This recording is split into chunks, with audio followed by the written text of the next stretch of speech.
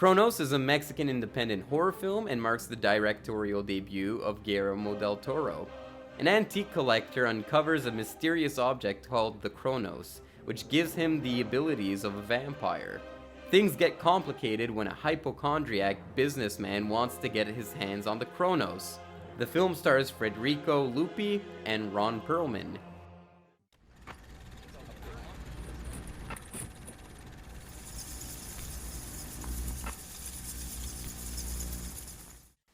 Howdy folks, welcome back to Garage Vampire-thon, where every day for the month of October we revisit a vampire movie. Today we're talking about Guillermo del Toro's Cronos. Directorial debuts are always fun to watch for me, because you get to see the stylistic choices of a director, but it's all just cranked down a notch.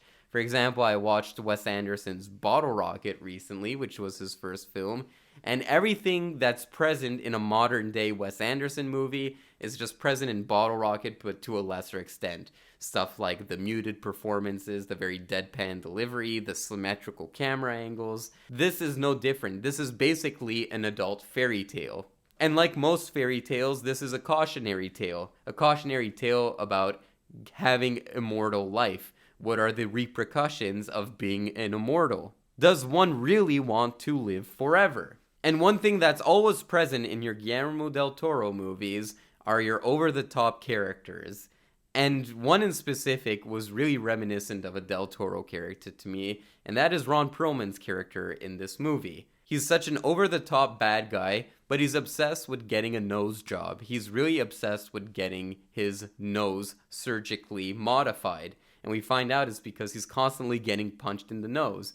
And that little character quirk reminded me of another character quirk in another Guillermo del Toro movie, that is Michael Shannon's character in The Shape of Water. Michael Shannon loses his finger at a certain point in the movie, and then he tries to place it back, but then his finger becomes molded, and everywhere he goes, he's kind of just, people just smell his finger and are like, ugh, that's an ugly looking finger.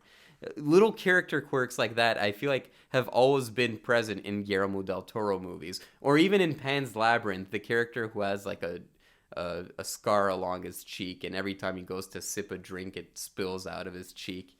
I feel like that's a recurring trope in Guillermo del Toro movies. But other than that, you still get quirky characters along the movie. Well, one quirky character has a very minor role, but he's a mortician that kind of just hates his job and he half-asses it.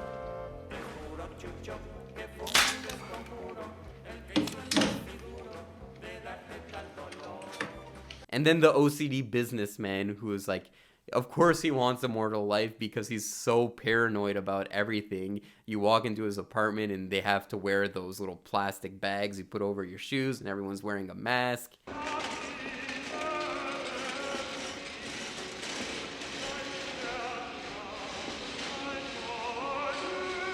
This is pre-COVID paranoia. Of course, it's a Del Toro movie. You're gonna have some crazy gore in this movie. Obviously, this is a low-budget movie. The gore isn't quite as gory as you would expect from a Del Toro movie, but it does have its moments. One moment where your main character is peeling his own skin off.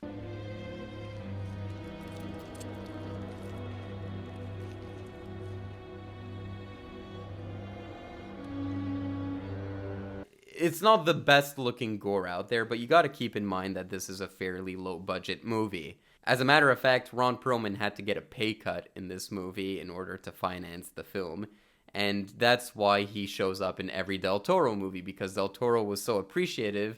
He was like, you'll always have a role in my movies. And Del Toro and Ron Perlman work perfectly together. Ron Perlman as Hellboy is fantastic. They tried remaking Hellboy without Ron Perlman, but there was just something missing. And then you have him do other great performances. One that I like especially is his character in Pacific Rim. Del Toro is a director with a lot of heart. You can tell from his movies. He's a very good craftsman. He's very playful with the camera. One shot in particular in here that I thought was cool is a scene where a character drives off a cliff.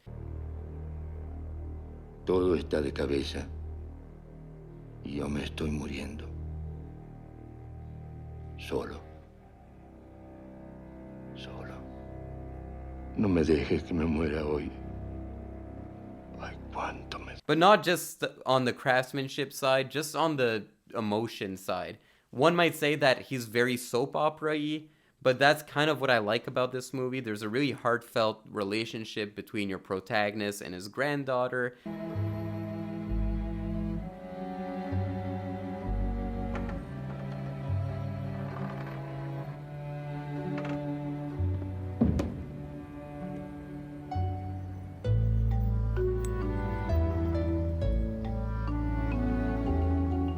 And the music swells and is highly manipulative, but it really works in these kinds of movies. And Del Toro is very much a cinema aficionado.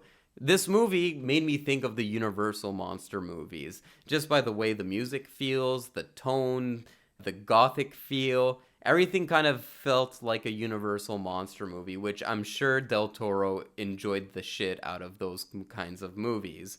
Even The Shape of Water to me felt like Beauty and the Beast, this kind of adult fairy tale going back to that, but it also felt like a 50s horror movie with testing on animals and stuff like that, this kind of laboratory and this cute suburbia. So Del Toro really knows his film and really knows how to tell a story. And even with a very low budget, he was able to do that effectively with Cronos. If you are a Del Toro fan and you want to see where he comes from, what are the fundamentals of Del Toro, watch this movie. I think you'll enjoy it quite a bit. Guys, are you Guillermo Del Toro fans? Do you like him? Do you think he's a bit overhyped? Maybe his style to you just doesn't blend well. I love Del Toro, but comment below and let me know. I want to hear all your thoughts. I'll be active in the comment section, and I'll see you guys tomorrow for more Garage Vampire-thon.